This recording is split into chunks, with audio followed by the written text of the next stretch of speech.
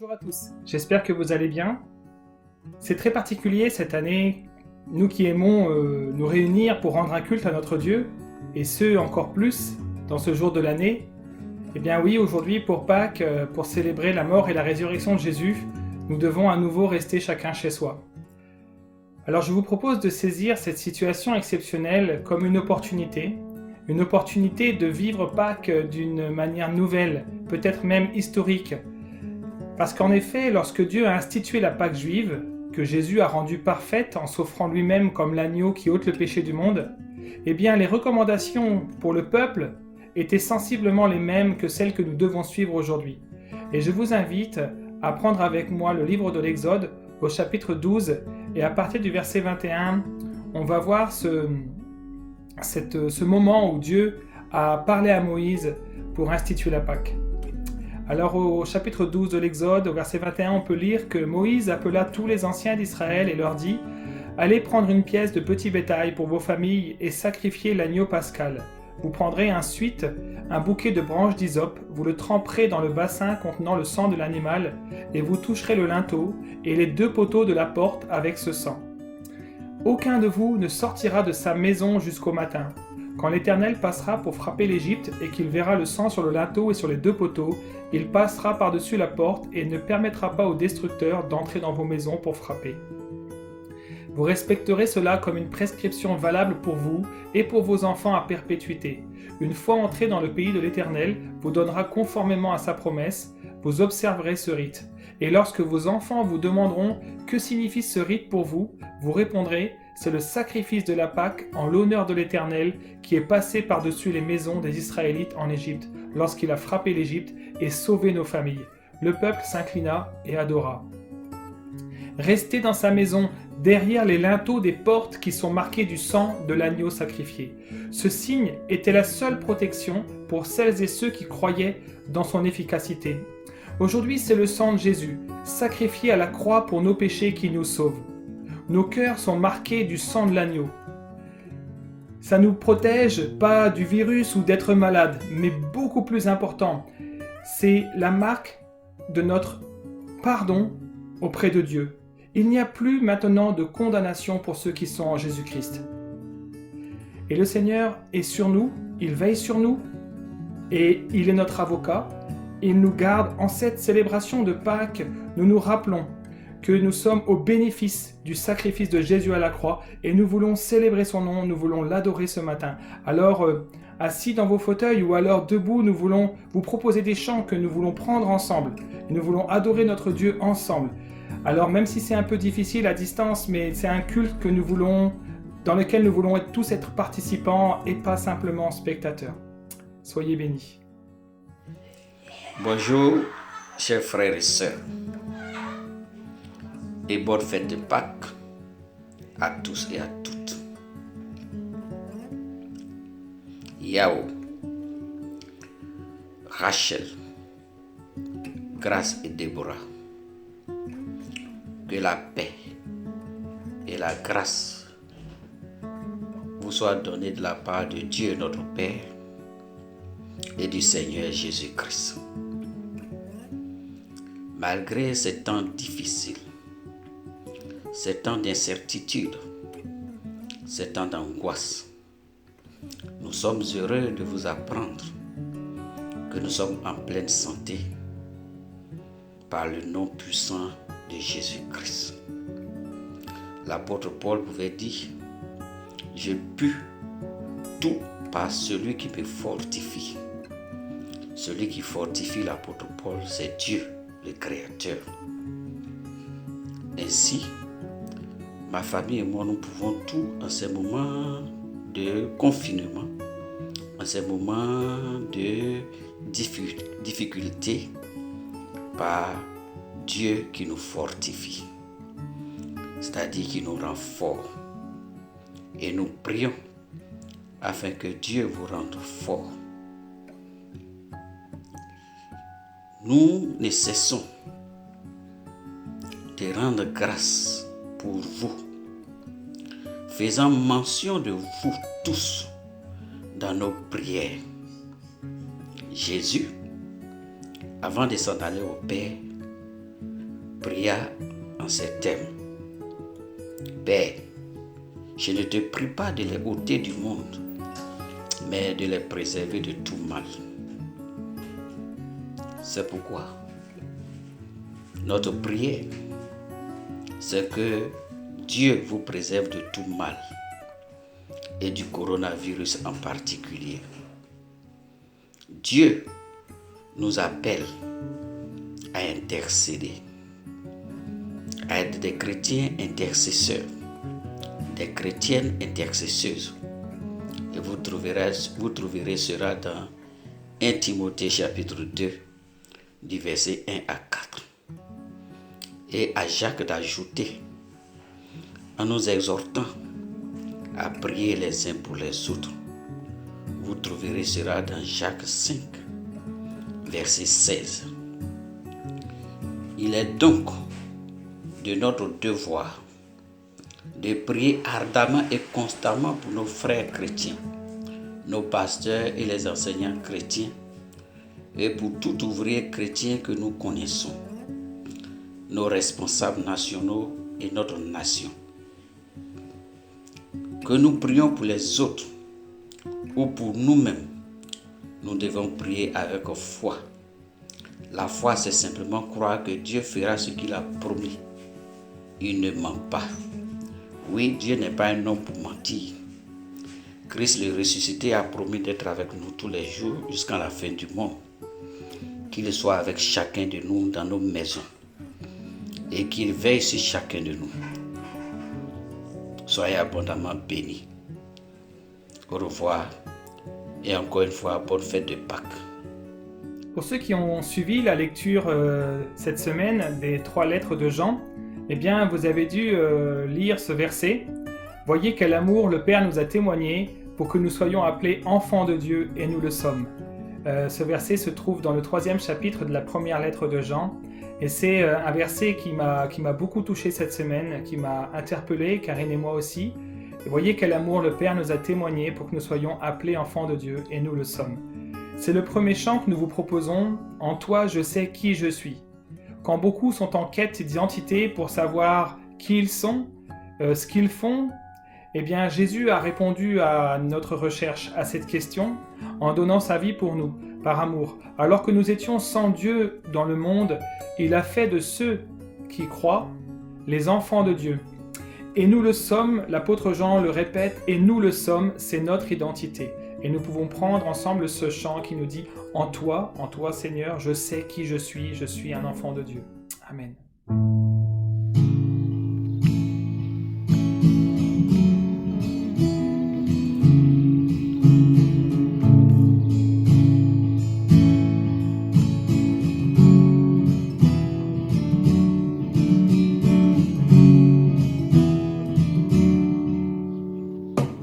Qui suis-je pour que le roi des cieux m'ouvre ses bras? Perdu mais trouvé par sa grâce, son amour pour moi, son amour pour moi, il m'a libéré, ma dette est payée, je suis enfant de Dieu, je suis à lui. Il m'a racheté à la croix grâce insondable. J'étais esclave du péché, mais il m'a sauvé. Jésus m'a sauvé, il m'a libéré. Ma dette est payée, je suis enfant de Dieu, je suis à lui. Et dans sa maison, j'ai trouvé ma place, je suis enfant de Dieu, je suis à lui. Je suis choisi et affranchi, en toi je sais qui je suis. Tu es pour moi, pas contre moi. En toi je sais qui je suis. Je suis choisie et affranchie. En toi je sais qui je suis. Tu es pour moi, pas contre moi. En toi je sais qui je suis. Oui, en toi je sais qui je suis. Libérée, ma dette est payée. Je suis enfant de Dieu. Je suis à lui.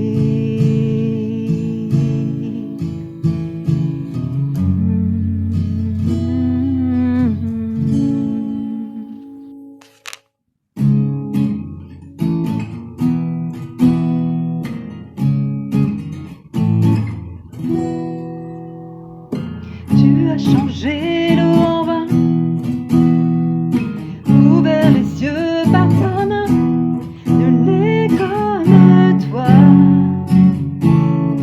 comme toi. Dans nos ténèbres tu brilles, nous revenons à la vie. Nul n'est comme toi, comme toi.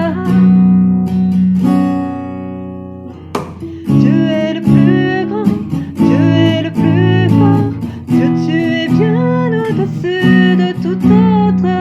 Notre Dieu guérit, puissant il agit, oh Dieu, notre Dieu. Dieu est le plus grand, Dieu est le plus fort. Dieu, tu es bien au-dessus de tout autre. Notre Dieu guérit, puissant il agit, oh Dieu, notre Dieu. Si notre Dieu est pour nous, qui pourra nous arrêter? Et si Dieu est avec nous, qui sera contre nous? Si notre Dieu est pour nous, qui pourra nous arrêter? Et si Dieu est avec nous, qui sera contre nous?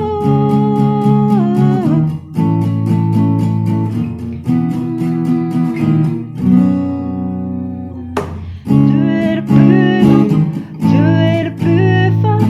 Dieu, tu es bien au-dessus de tout autre.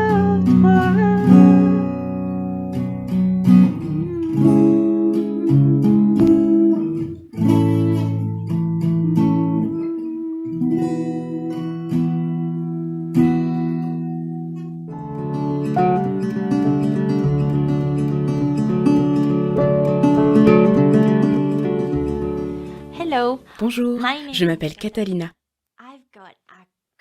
J'ai ici un super livre à lire. Il s'appelle Le jardin, le voile et la croix. Tu sais, c'est une histoire vraie absolument formidable. Donc, si tu veux l'écouter, installe-toi confortablement et je vais te la lire. Il y a très très très longtemps, ici même dans ce monde, se trouvait un jardin. Dans ce jardin, tout était merveilleux. Le monde était rempli de rires, de jeux, de joie et de plaisir. Rien n'était jamais mauvais. Personne n'était jamais triste. Et le top du top, Dieu était là. Il avait créé toutes choses. Il dirigeait toutes choses. Il aimait toutes choses. Les gens pouvaient voir Dieu. Ils pouvaient parler à Dieu. Ils pouvaient tout simplement avoir du plaisir à être avec Dieu. C'était merveilleux de vivre avec Dieu. Mais un jour, les gens ont fait quelque chose de terrible. Ils ont décidé qu'ils ne voulaient plus faire ce que Dieu leur disait de faire. Ils ont décidé qu'ils ne voulaient plus que Dieu dirige le monde. Dieu appelle ça le péché. Le péché gâche tout. C'est pour cela que le péché n'a pas sa place dans le merveilleux jardin de Dieu. Dieu a alors dit aux gens, « Vous ne pouvez plus vivre avec moi dans le jardin. » Et il les a chassés du jardin. Et pour montrer aux gens qu'ils devaient bien rester à l'extérieur du jardin, Dieu a placé des anges guerriers pour protéger l'entrée du jardin. Ces anges étaient là, à la porte du jardin, comme un grand panneau qui disait « Défense d'entrée ». Maintenant, tout était différent. Il y avait parfois des choses mauvaises qui se passaient et les gens étaient quelquefois bien tristes. Mais ils continuaient à pécher, car ils ne voulaient pas que Dieu les dirige. C'est pourquoi personne ne pouvait plus habiter dans le merveilleux pays de Dieu. Dieu avait dit, « À cause de ton péché, tu ne peux pas entrer. » Dieu voulait que les gens se souviennent toujours de cela. C'est merveilleux de vivre avec lui. Mais à cause de ton péché, tu ne peux pas entrer. Alors, il a dit aux gens de construire un bâtiment très spécial que l'on appellerait le temple de Dieu. Ce serait l'endroit où Dieu vivrait. Au milieu du temple se trouvait l'endroit le plus merveilleux au monde. C'est là que Dieu se tenait. Et en Dieu, il n'y a jamais rien de mauvais. Il n'y a jamais de tristesse. C'était vraiment formidable. Mais Dieu a demandé aux êtres humains d'accrocher un grand voile tout autour de cet endroit merveilleux. Sur le voile, des anges guerriers avaient été dessinés.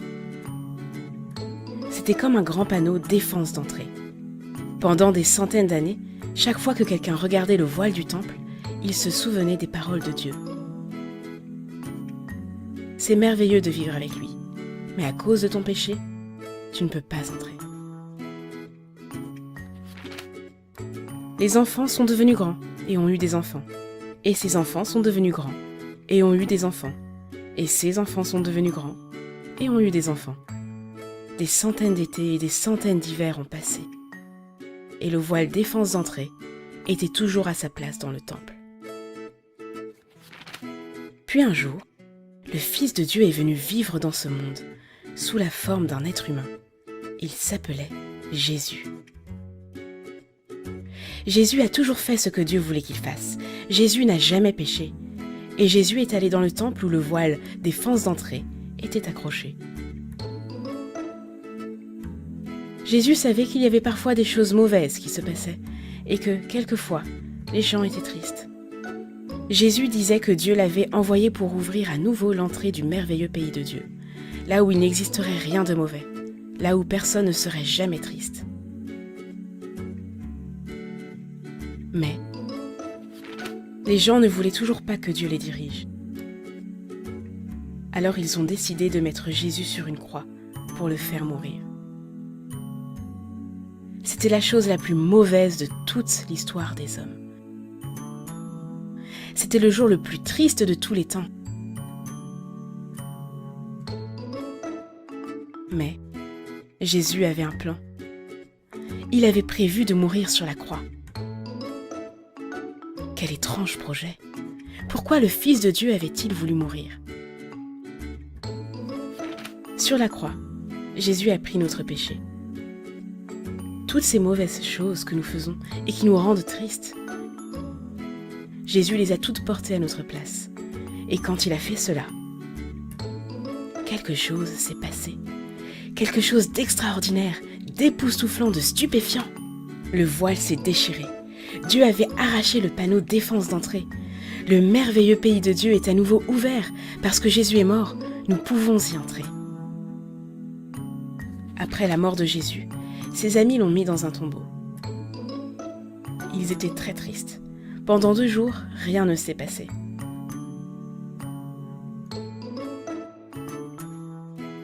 Mais le lendemain matin, les amis de Jésus sont allés voir son corps dans le tombeau. Et il n'était plus là. Un peu plus tard, les amis de Jésus étaient réunis tous ensemble. Tout à coup, Jésus était là, vivant. Tout à coup, ses amis n'étaient plus tristes du tout. Maintenant, ils étaient tellement heureux. Dieu avait ramené Jésus à la vie afin qu'il vive pour toujours dans le merveilleux pays de Dieu. Et Jésus a invité tout le monde à venir vivre là-bas avec lui.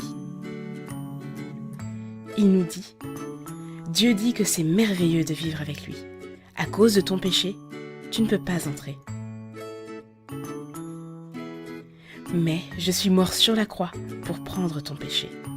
Alors maintenant, tous mes amis peuvent entrer. Nous pouvons vivre avec Dieu pour toujours. Il n'existera plus rien de mauvais et personne ne sera jamais triste. Nous verrons Dieu, nous parlerons à Dieu et nous aurons du plaisir à être avec Dieu, exactement comme il l'avait prévu. Ce sera merveilleux de vivre avec lui. Et tout ça, grâce à Jésus. Nous dirons chaque jour, merci Jésus, tu es formidable. Et tu peux commencer à le dire aujourd'hui.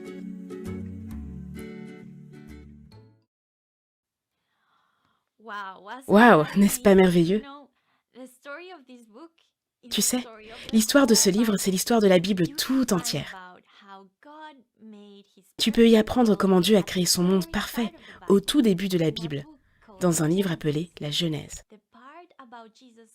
L'histoire de Jésus venu nous sauver se trouve dans les livres que l'on appelle les évangiles. Matthieu, Marc, Luc et Jean. Il y en a 4.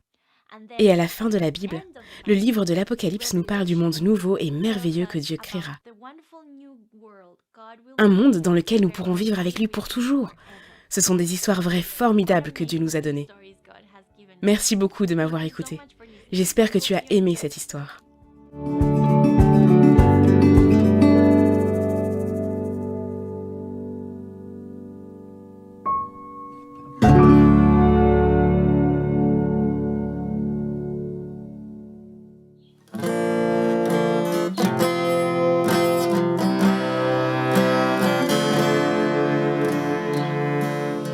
Bénis Dieu, ô mon âme, ô mon âme, gloire à son Saint-Nom. Oh, chante comme jamais, ô mon âme, en gloire à son Saint-Nom. Voici l'aube d'un nouveau jour. Pour toi, chant doit s'élever devant ce qui m'attend et ce qui pourrait arriver. Qu'à la fin du jour, je te chante encore.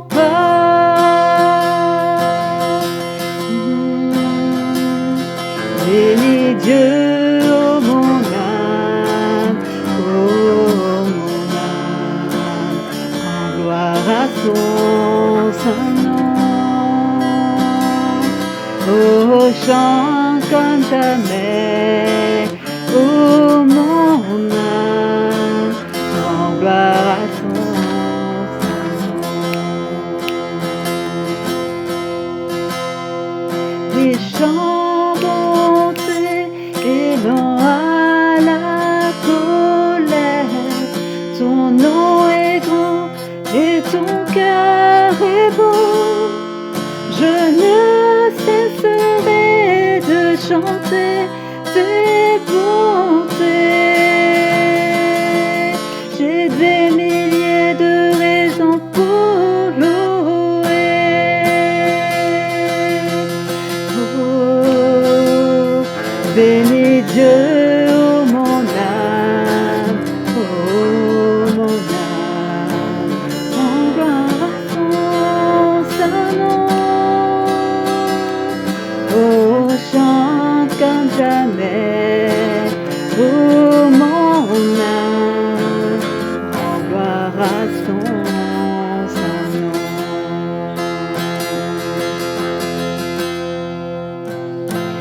Un jour viendra, je n'aurai plus de force. Mon heure venue, la fin sonnera. Pourtant mon âme chantera tes louanges. Pendant des milliers d'années, oui, sans fin. Oh, bénis Dieu, ô mon âme, gloire à son Saint-Nom. Oh, chante comme jamais, ô mon âme, en gloire à son Saint-Nom.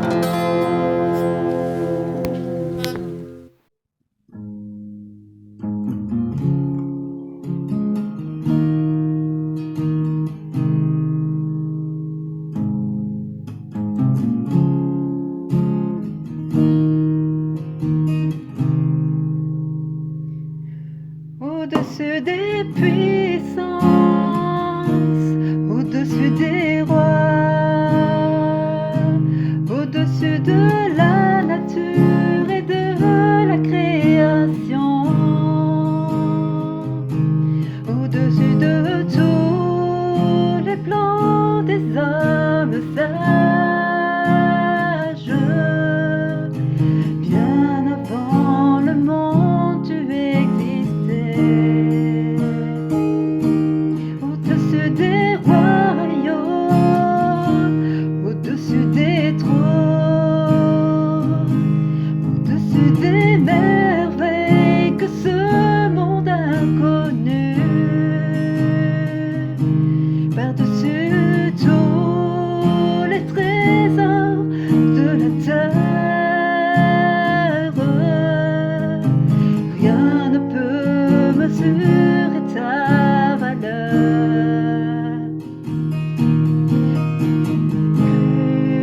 Crucifié, seul abandonné, tu as souffert, méprisé, rejeté, telle une rose foulée sous nos pieds. Tu m'as sauvé, tu m'as aimé, par-dessus tout. Crucifié, seul abandonné, tu as souffert, méprisé, rejeté, telle une rose foulée sous nos pieds. Tu m'as sauvé, tu m'as aimé, par-dessus tout.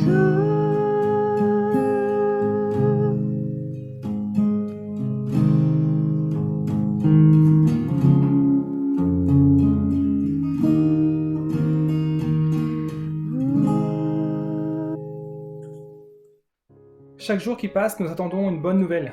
Et chaque jour, j'attends une bonne nouvelle.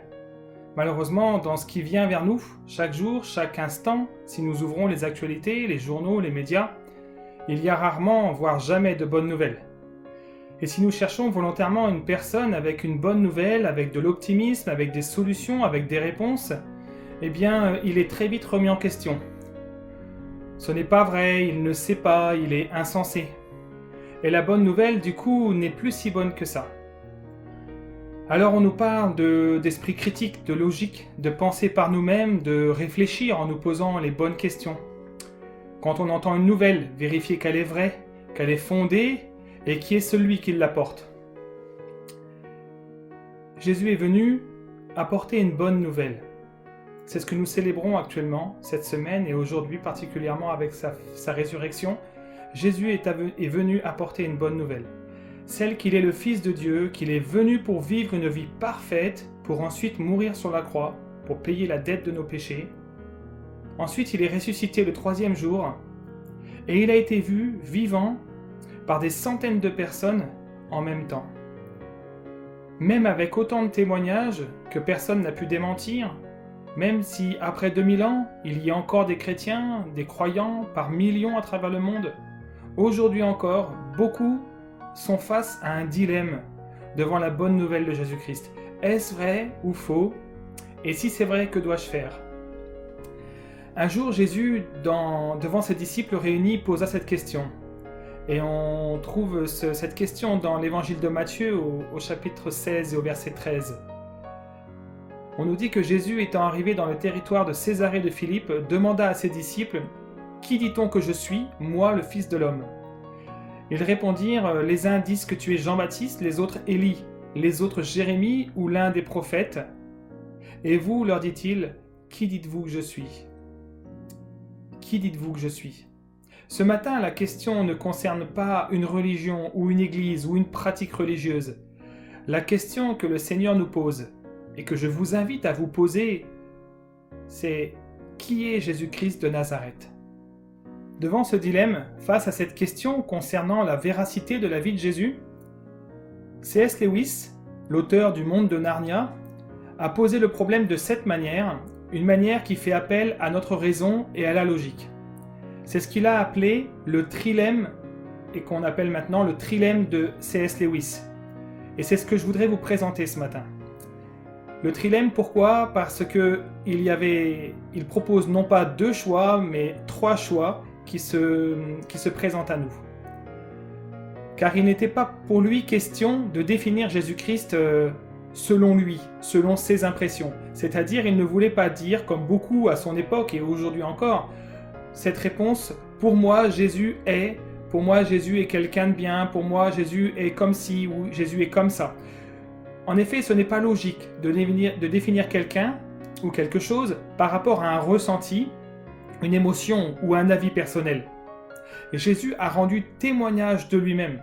Il a parlé en public, il a agi en public, il a enseigné en public. Beaucoup ont témoigné des miracles, des guérisons, de sa résurrection. Alors selon lui, C.S. Lewis, on peut logiquement réduire à 3 les choix qui s'offrent à nous. Et le premier des choix, la première question qu'il se pose, c'est « Est-ce que Jésus est un menteur ?» Il a menti quand il disait qu'il était le Fils de Dieu. Il manipulait les foules quand il faisait des miracles. Il ne croyait pas ce qu'il disait à propos de lui. Malgré tout, il laissait les gens croire qu'il était le Fils de Dieu sans le croire lui-même. Il était un menteur. C'est le premier des choix. Le deuxième choix, c'est Jésus est un fou. Quelqu'un qui dit être le Dieu fait chair, qui dit qu'il est plus vieux qu'Abraham, quelqu'un qui dit qu'il était là à la création du monde, et qu'il croit vraiment ce qu'il dit, alors cet homme est fou. Il ne peut pas avoir toutes ses facultés, il ne peut pas avoir toute sa raison. Et s'il n'est ni menteur ni fou, alors le troisième choix, c'est que Jésus est vraiment ce qu'il dit être. Alors Jésus est vraiment le Seigneur des Seigneurs, vraiment le Roi des Rois, il est vraiment le Fils unique de Dieu, et il nous faut l'adorer, il nous faut plier le genou devant lui, il nous faut soumettre notre volonté à la sienne. Basé sur la logique et la raison, C.S. Lewis nous laisse ces 3 options, ce trilemme. La question est, Jésus était-il un menteur? Était-il un fou? Ou était-il le Seigneur et le Sauveur du monde? Réfléchissons ensemble, si vous voulez bien, à ces 3 questions qui nous sont données et essayons d'y répondre. À la première question, Jésus était-il un menteur? Celui qui ment sur qui il est ou pourquoi il fait les choses a toujours une motivation derrière cela. Soit il veut de l'argent ou obtenir du succès ou de la gloire. Alors quand les choses tournent mal pour lui, qu'il risque d'être torturé, condamné à mort pour ses mensonges, il va vite se rétracter, il va vite se dénoncer lui-même. Et il dira « Ok, stop, je reconnais, je mentais, je ne suis pas le Fils de Dieu », afin d'éviter le pire pour lui. Or nous le savons, parce que Jésus a accepté de mourir pour nous, parce qu'il a accepté d'endurer la torture, l'ignominie, le jugement et la croix, il ne peut pas avoir menti. Il n'a pas reculé, même face à la mort, sur ce qu'il disait. La deuxième question, Jésus était-il un fou ? À son époque, on nous rapporte que même à l'âge de 12 ans, les docteurs de la loi étaient frappés de son intelligence et de ses réponses. Plus tard, il a toujours confondu les scribes et les pharisiens avec leurs contradictions, avec sagesse, perspicacité et force. De plus, jusqu'à aujourd'hui, la plupart des docteurs en littérature s'accordent pour dire qu'il n'y a rien de semblable dans tout ce qui a été écrit que ce que Jésus a prêché sur la montagne dans l'évangile de Matthieu au chapitre 5, 6 et 7. Rien que les quelques versets des béatitudes ont bouleversé et bouleversent encore les intellectuels de l'époque et ceux d'aujourd'hui. Tout ceci confirme que Jésus n'était pas ni fou ni un simple d'esprit. Alors face à cela, il nous reste maintenant qu'une seule possibilité. Jésus est vraiment celui qu'il dit être. Il est vraiment le Fils de Dieu, le Seigneur du monde, le Sauveur du monde. Revenons donc à cette question que Jésus posa à ses disciples et qu'il nous pose aujourd'hui. « Et vous, leur dit-il, qui dites-vous que je suis ?» Et Simon-Pierre répondit, « Tu es le Christ, le Fils du Dieu vivant. » Au vu de tout ce que nous avons partagé et de ce que les disciples ont vécu et entendu, la réponse de Pierre est l'évidence. Jésus est le Christ, le Fils unique envoyé de Dieu, le Messie, celui que le Créateur du monde a promis au premier homme qui a foulé cette terre et qui a le premier laissé le péché détruire sa vie. Aujourd'hui, jour de Pâques, jour de célébration de sa résurrection, le Seigneur Jésus insiste auprès de ton cœur en disant « Je suis le chemin, la vérité et la vie ». Jésus est le chemin, car non seulement il est venu pour donner sa vie à la croix, mais aussi pour vivre une vie parfaite, sans péché, une vie qui plaise à Dieu, une vie qui fit dire à Dieu, depuis le ciel, ouvertement, « Voici mon Fils bien-aimé qui fait tout mon plaisir, écoutez-le ». Sa vie est un chemin qu'il place devant nous, une vie nourrie de la volonté de Dieu, obéissante jusqu'à la mort à la croix.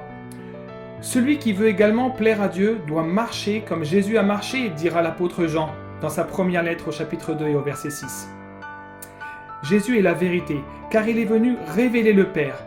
Personne n'a jamais vu Dieu, dira Jésus, c'est le Fils venu sur terre qui l'a fait connaître. Et Jésus est venu révéler, mettre Dieu en lumière. Jésus est venu nous faire connaître le Père et faire connaître sa volonté. Il est venu nous révéler, c'est-à-dire mettre en lumière notre péché aussi, notre besoin de réconciliation avec Dieu et la manière de revenir à lui. Celui qui nie le Fils n'a pas non plus le Père, nous dit 1 Jean chapitre 2 verset 23. Mais quiconque confesse et croit le Fils a aussi le Père.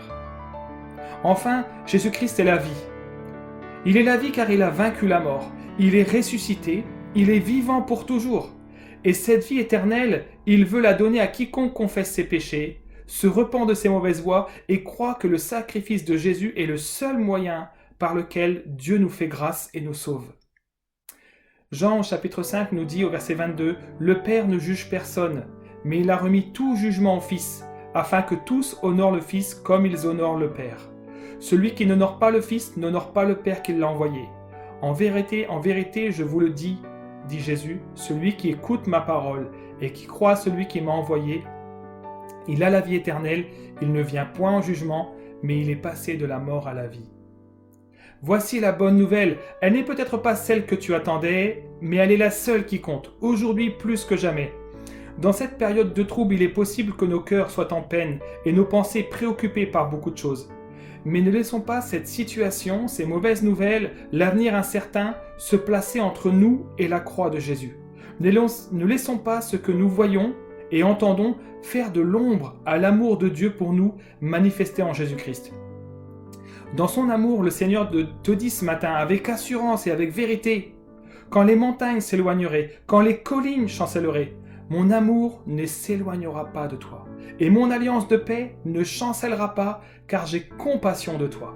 Un jour, un homme vivait de manière complètement irresponsable, égoïstement. Il disait, faisait ce qu'il voulait sans se soucier des autres, de ce qu'il pensait, du mal que ça leur faisait.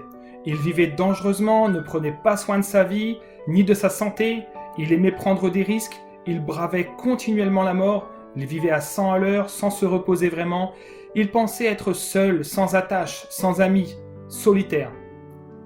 Mais un jour qu'il faillit mourir à cause des risques qu'il prenait, quelqu'un s'est interposé volontairement et a reçu la balle qui lui était destinée. Il a eu la vie sauve par le sacrifice d'une personne qu'il ne considérait même pas comme un ami. Quelque temps plus tard, on le retrouve chez lui, assis dans son fauteuil, calme et pensif. Et quelqu'un de son entourage lui demande ce qui lui arrive. Et il répondit « J'ai compris que la vie est précieuse, que ma vie est précieuse. Qu'en me sauvant la vie, on m'a fait un cadeau d'une richesse inestimable. Alors je réfléchis à comment dépenser sagement toute cette richesse. » Notre vie est précieuse devant Dieu et nous avons de la valeur à ses yeux. Il nous aime à cause de son amour Il a donné son Fils unique afin que nous croyions et nous soyons sauvés pour la vie éternelle. Notre vie est précieuse non pas à cause de nous, à cause de ce que nous aurions fait, mais elle a du prix car Dieu nous a rachetés à un grand prix. C'est celui qui achète qui fixe le prix. Et Dieu nous a rachetés à un grand prix. Vous le savez, en effet, ce n'est pas par des choses corruptibles comme l'argent ou l'or que vous avez été rachetés de la manière de vivre dépourvue de sens que vous avez transmise vos ancêtres, mais par le sang précieux de Christ qui s'est sacrifié comme un agneau sans défaut et sans tache. Prédestiné avant la création du monde, il a été révélé dans les derniers temps à cause de vous. Par lui, vous croyez en Dieu qui l'a ressuscité et lui a donné la gloire, de sorte que votre foi et votre espérance reposent sur Dieu. 1 Pierre chapitre 1, de 18 à 21. En portant nos péchés à la croix et en payant le prix de notre rançon pour nos vies, Jésus a fait de nous des nouvelles créatures et il rend toutes choses nouvelles. Par sa grâce, nous pouvons repartir pour une vie nouvelle, avec du sens, avec une richesse à utiliser pour la gloire de Dieu. Que devons-nous faire maintenant ? Paul dira à ceux qui lui posèrent cette question, et c'est la même chose aujourd'hui. Si tu confesses de ta bouche le Seigneur Jésus, et si tu crois dans ton cœur que Dieu l'a ressuscité des morts, tu seras sauvé. Aujourd'hui, notre liberté de mouvement, de nous déplacer, de nous réunir, de travailler, est laissée dans les mains des autorités humaines. Et il nous faut les respecter. Mais aucune promesse d'un avenir serein nous parvient. Alors nous pouvons et nous devons choisir de remettre nos vies dans les mains du Dieu Tout-Puissant. Parce que sa main nous guide, il a un avenir tout tracé pour ses enfants. Sa main nous protège, il peut nous préserver de tous les dangers. Sa main est puissante, il a ressuscité Jésus-Christ d'entre les morts. Sa main est sûre, nul ne pourra nous saisir et nous voler. Sa main est pleine d'amour, il nous l'a prouvé en donnant son Fils pour nous à la croix. Sa main est généreuse en bénédiction, car lui qui n'a pas épargné son propre Fils, dira l'apôtre Paul aux Romains, mais qu'il l'a livré pour nous tous, comment ne nous donnera-t-il pas aussi toutes choses avec lui ? Je vous invite vraiment, cette semaine, cette journée, cet après-midi, à sonder les Écritures, à chercher le Seigneur, à prier pour qu'il vous donne sa paix, à prier pour qu'il vous donne cette assurance, cette certitude que lui seul peut répondre à toutes nos questions, à toutes nos craintes, à toutes nos incertitudes. Et lui seul est capable de pardonner nos péchés. Si, nous l'avons lu cette semaine, si nous les confessons, il est fidèle et juste pour nous les pardonner. Nous nous sommes engagés à lui faire confiance et notre Seigneur ne trahit pas ses promesses. Il est présent avec nous, il veille sur nous, il conduit son Église. Aujourd'hui encore, il règne et il est souverain dans notre monde. Quelles que soient les adversités et les difficultés, le royaume de Dieu avance. Et il règne encore sur son peuple. Toujours, il est assis sur son trône et il veille sur nous. Nous voulons lui rendre gloire, nous voulons lui rendre louange et honneur qui lui est dû. Je vous souhaite une très bonne semaine. Que Dieu vous bénisse, que Dieu vous encourage.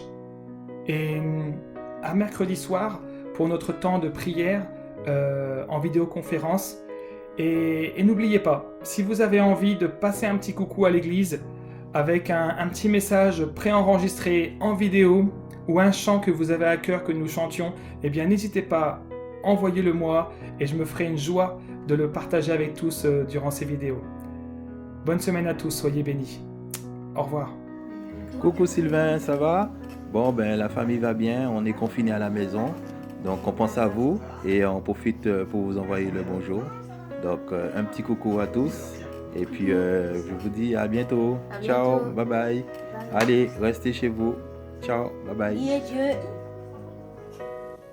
Bonjour, tout d'abord je tiens à vous remercier pour vos prières en faveur d'Émile, en ma faveur, en faveur de toute notre famille pendant cette semaine qui n'a pas été des plus faciles, on va dire. Ce qui s'est passé en fait, c'est que Émile nous a fait très très peur et nous avons été obligés de l'hospitaliser mercredi soir parce qu'il n'allait pas bien du tout.